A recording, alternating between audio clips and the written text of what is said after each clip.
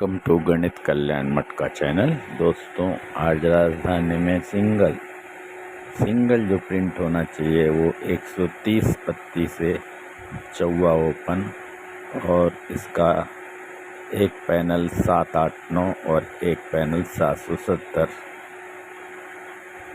और 167, 4 पैनल हैं। इसमें से एक पैनल आना चाहिए। दूसरी तरफ आपको मैं 678 से इक्का और 278 से सत्ता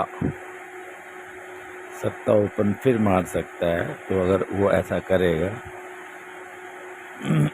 तो 278 से सत्ता और 678 से इक्का। वैसे प्रिंट होने वाली ओपन है जो वो मैंने आपको बता दिया, 770, 167, 130, 789। Good luck.